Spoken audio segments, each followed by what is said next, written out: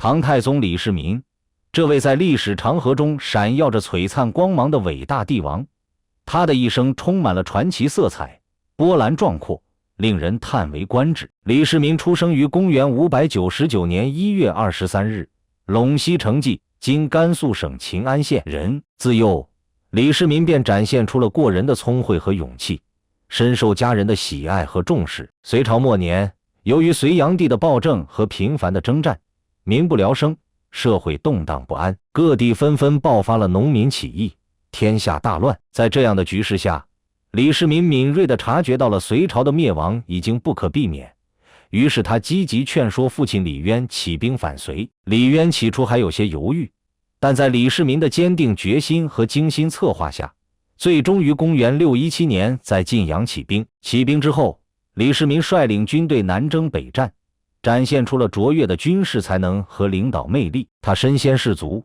冲锋陷阵，在战场上屡建奇功。在与隋军的战斗中，李世民指挥有方，多次以少胜多，迅速扩大了起义军的势力范围。公元618年，李渊在长安称帝，建立唐朝，李世民被封为秦王。在平定薛举、薛仁镐父子的战争中，李世民面临着巨大的挑战。薛举父子拥兵自重，势力强大。起初，唐军在潜水员之战中失利，但李世民并未气馁，他认真总结经验教训，重新制定战略战术。最终，在第二次潜水员之战中，李世民一举击败薛仁镐，彻底消灭了薛家父子的势力。随后，李世民又率军东进，与刘武周的军队展开了激烈的交锋。刘武周在突厥的支持下，势力迅速扩张，对唐朝构成了严重的威胁。李世民亲自率领大军出征，经过艰苦的战斗，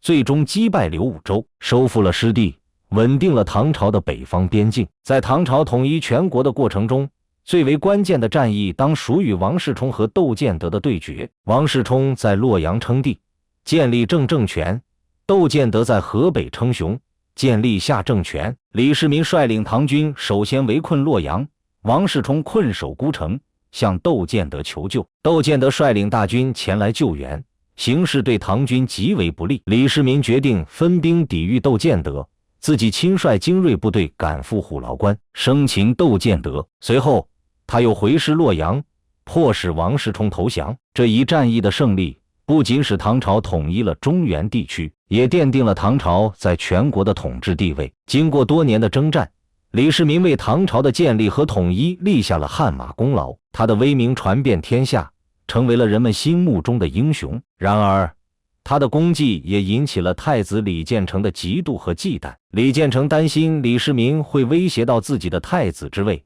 于是与齐王李元吉联手，试图打压李世民。在宫廷斗争日益激烈的情况下，李世民意识到自己的处境越来越危险。为了自保，公元626年7月2日，李世民在长安城的玄武门发动了政变，杀死了李建成和李元吉。这一事件被称为玄武门之变。玄武门之变后，李世民被立为太子。不久，唐高祖李渊退位，李世民登基称帝，是为唐太宗。李世民即位后，为了稳定局势，恢复经济，他推行均田制和租庸调制，鼓励农民开垦荒地，发展农业生产。同时，他减轻农民的赋税和徭役，让百姓能够休养生息。在政治上，他重用了一批名臣，如房玄龄、杜如晦、魏征等。这些大臣们敢于直言进谏，为唐朝的政治清明和稳定发挥了重要作用。魏征是李世民最为敬重的大臣之一，他多次直言不讳地指出李世民的过错，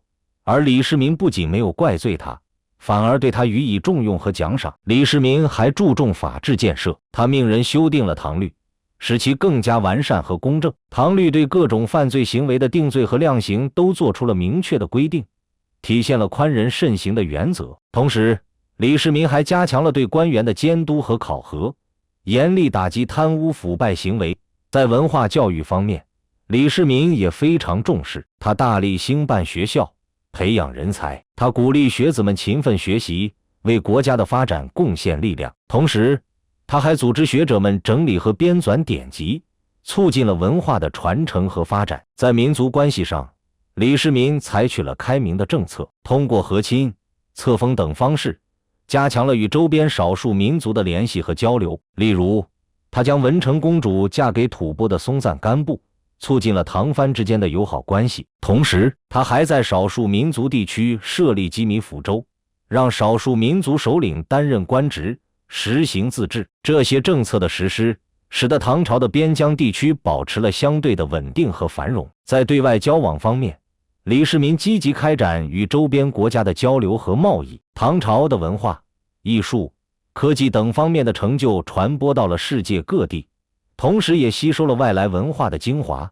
使唐朝成为了一个开放、包容的国度。长安成为了当时世界上最大的城市之一。公元649年7月10日，李世民因病驾崩于寒风殿，享年52岁。他的离世让全国上下陷入了悲痛之中。回顾唐太宗李世民的一生，他是一位伟大的政治家、军事家、战略家。他的军事才能、政治智慧、用人之道和开明的政策都为后世所称道。他所开创的贞观之治，不仅为唐朝的繁荣奠定了坚实的基础，也为后世的统治者树立了典范。他的名字将永远铭刻在中国历史的长河中，熠熠生辉。